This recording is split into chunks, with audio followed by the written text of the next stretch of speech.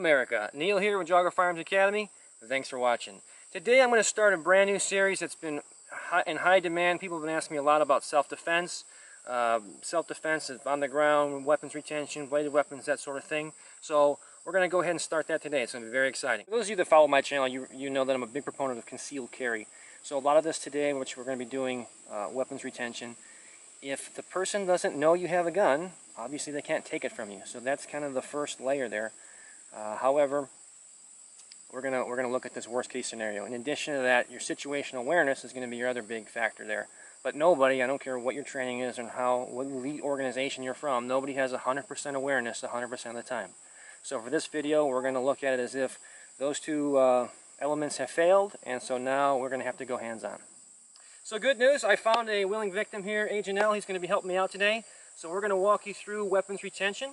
What we're going to focus on today is weapons retention from behind. In my opinion, in most CCWs, your average citizen who's just out and about through their day, chances of someone trying to take your weapon is typically going to be from behind. We're not in a security or a law enforcement scenario where it's super visible and you're going to be interacting with someone face to face. So we're going to look at both a preferred method and a non-preferred method. We can't just have this is the only way to do it, and if it doesn't work, you're screwed. So we're going to look at non-preferred first. So Agent L, he's going to go ahead and put his hand here. So the first thing I'm going to do, obviously, is I want to capture this hand as hard as I can. Super important that we have a quality gun belt because this is where I'm driving down. If he's able to get this out before I can get this on here or my belt breaks, I'm in trouble. So right here, first thing I want to do is hold on to this tightly. Now, I said this was non-preferred. Non-preferred is if I turn into Agent L here. Now, what you'll see a lot of times taught is that they're going to take their elbow and come towards the face. Well, that's all well and good. The problem with that is you've got one chance to make that right. And if you screw that up, you're in big trouble. So let me show you what happens when this goes wrong. If I were grabbing Agent L's firearm here and he were to come across and he misses me, right now, this is a perfect situation for me. I would love to be in a self-defense scenario where I'm here with a person. Because from this point on, what I'm going to do is I'm going to come in tight. I'm going to what we call a Gable Grip, where my hands are coming together. When I do that, I want you to watch Agent L's posture. Is that a bad bag? So as I do that, I'm going to suck in. As I suck in, I'm also going to drive my shoulder towards him. Okay? And I'm only using about 20% power. And again, this isn't going to be step by step, it's one fluid motion. In addition to that, my knees are going to come in tight. Okay? So once I suck him in, pull him back, and bring my knees in, he's going to go straight down. So it's going to look like this, suck in, and drive him to the ground. So just so you can see this without somebody here, again, I would be coming in tight and low. I'm sucking in, driving my shoulders together while I have my knees together, and I'm just going to drive forward and send him right to the ground. So again, as I do this, I drop my weight. If I try to come this way, now I've seen some pretty big dudes and some very small people. So I know women who are 5 feet tall, and if you've got a Shaquille O'Neal type of guy up here, there's a good chance you're not going to be able to reach. Okay? And if something comes towards your face naturally without any training, you have a natural flinch and put your hands up type of deal, so there's a good chance that he might somehow deflect this and I don't get a good strike on it, which puts me in a bad situation. So what I would tell you to do is as we rotate now, we'll start from the beginning. So he goes and grabs my gun, I drop my weight. Instead of coming up, I would prefer you come down. Okay? Now, key moment here. When you do this in practice, obviously, if I do this, I'm going to stop. So I make the decision I'm going to stop here. I put the brakes on. In reality, this looks a little silly. In reality, when you go to train this, you're going to be going all the way through. Because the only way that I'm going to stop my arm is from the impact to his body. Down, drop my weight, I come around, naturally he's going to bend forward. From here, it doesn't really matter. Take your pick. If he's still holding on to the gun, what you're going to do is then take your elbow and pop his arm off. From here, do whatever you'd like. I would go for the knee.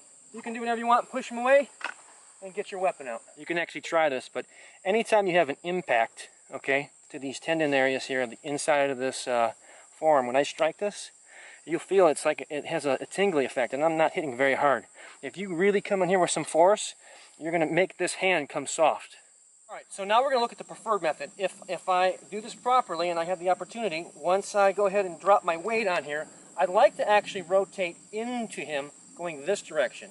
Now note, this holster is not an ideal outside the waistband or security holster. Normally we'd have retention here and it's really tight. So if you actually try this, make sure you do this slowly, because by rotating this very quickly, if you trap his hand in there, you could cause serious damage to his wrist. So just a side note there.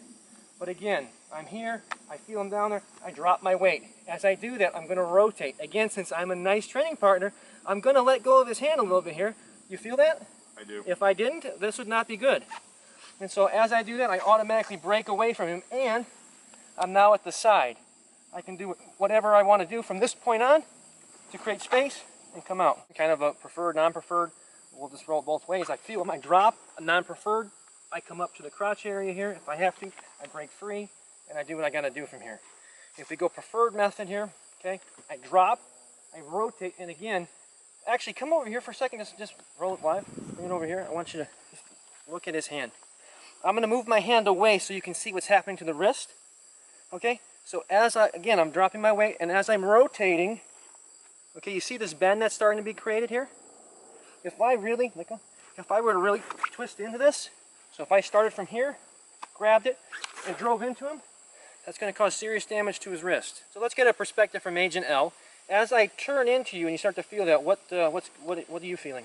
So at that point, I'm forced to make a decision whether to continue to hold on to the firearm or let my wrist break.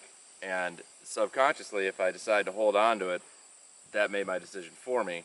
If I let go, obviously, you're in that position where you can continue the fight from there. Alrighty guys, I hope you guys learned something from that. I want to give some credit to Agent L. Agent L, I appreciate you coming out and helping us today. Thank you. Can't do without you. Hopefully it's going to be very successful. We're going to do a lot more in the growth of this series. We're going to do some groundwork. What if you're the guy in the bottom and the guy in the top? What if someone's trying to reach your gun while someone's already on top of you? All that good stuff, some bladed work. It's going to be great. So this is the beginning of an excellent series. If you haven't already, go ahead and subscribe. You'll be notified every time I put a new video out. Thumbs up, I always appreciate that. You can find us now on Facebook at Geauga Firearms Academy on Facebook. And remember, until next time, it's always better to be judged by 12 than carried by 6.